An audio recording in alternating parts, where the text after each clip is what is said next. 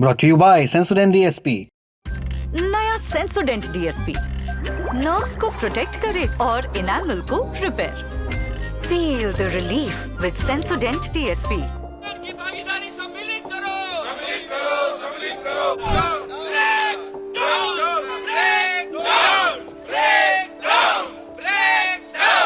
ये लोग ओला, उबर और रैपिडो जैसी ऐप से जुड़े ड्राइवर हैं। सवारियों को पिक एंड ड्रॉप करना छोड़ ये नारेबाजी कर रहे हैं। वजह है आज यानी 7 फरवरी को ऐप आधारित ट्रांसपोर्ट वर्कर्स की हड़ताल।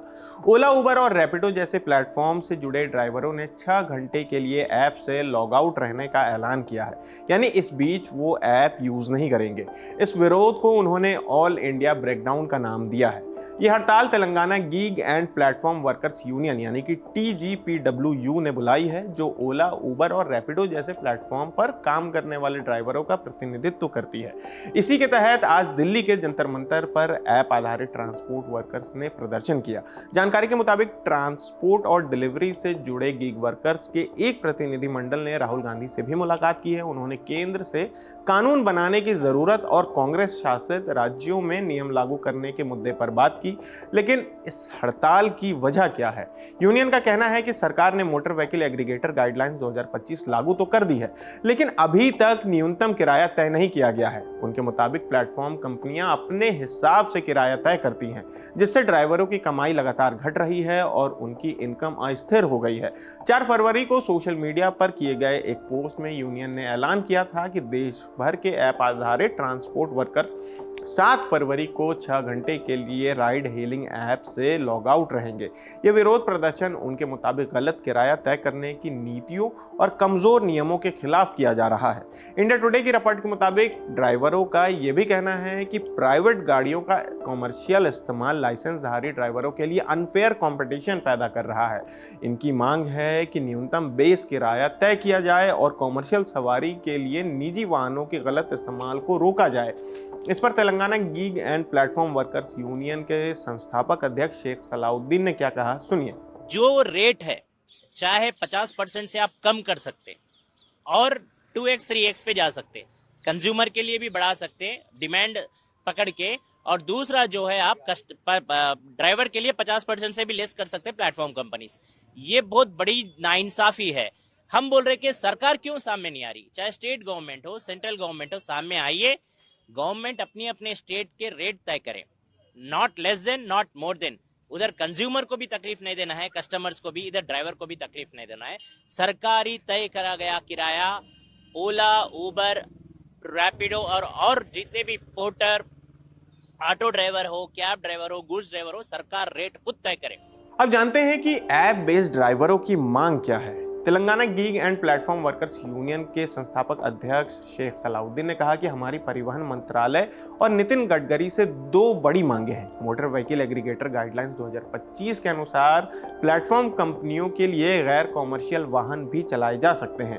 हम टैक्स देते हैं, लेकिन हमें कोई छूट नहीं मिलती। हमारी मांग है कि केंद्र सरकार इस नियम को वापस ले और राज्य सरकारें इसे लागू न करें। दूसरी मांग यह है कि प्लेटफॉर्म कंपनियां खुद किराया तय करती हैं, जो गलत है। किराया राज्य सरकारों को तय करना चाहिए ताकि पारदर्शिता और जवाबदेही बनी रहे।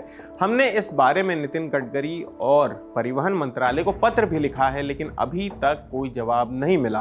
ओला, उबर, रैपिडो पे रेट कार्ड बढ़ाना है हमारे, और डिस्ट्रिक्ट ऑटो बंद करना है, और बाइक वाइट टैक्स परमिशन नहीं है, विदाउट परमिशन के बाइक चला रहे वो भी बंद करना है। रेट कार्ड बढ़ाना है ओला, उबर, रैपिडो। केंद्र सरकार वेस्ट है, राष्ट्र सरकार वेस्ट है ना, जो काम के नहीं है दो भी वेस्ट है। हम लोगों के पास इतने दिन से ये कर रहे, आज खाली रोड पे धरना करने के लिए निकले तो पुलिस वाले बोल रहे हैं पब्लिक लगड़ा लेके ये कर रहे बोले तक आके हम लोग पे जुल्म कर रहे। इस हड़ताल से कुछ हफ्ते पहले ही डिलीवरी और क्विक कॉमर्स वर्कर्स ने भी कम कमाई और काम के दबाव को लेकर विरोध जताया था। पिछले साल 31 दिसंबर के यानी कि साल के आखिरी दिन क्विक कॉमर्स वर्कर्स ने बंद बुलाया था। अब ये भी जानते हैं कि इकोनॉमिक सर्वे में गीग वर्कर्स के लिए क्या कहा गया है। इंडिया टुडे की रिपोर्ट के मुताबिक इकोनॉमिक सर्वे 2025-26 में भी गीग वर्कर्स की इनकम को लेकर चिंता जताई गई थी। करीब 40% गीग वर्कर्स की मंथली इनकम 15,000 रुपए से कम बताई गई है। गीग वर्कर्स की संख्या 2021 में 77 लाख से बढ़कर फाइनेंशियल ईयर 2025 में 1.2 करोड़ हो गई, यानी कि लगभग 50% की बढ़ोतरी हुई। ये सेक्टर अब भारत के पूरे वर्कफोर्स का 2% से ज़्यादा हिस्सा बन चुका है।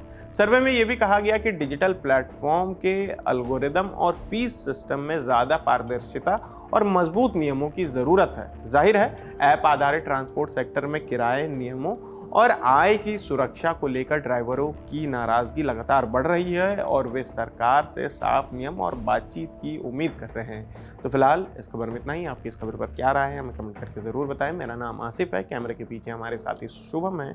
देखते रहिए दी ललन टॉप। शुक्रिया।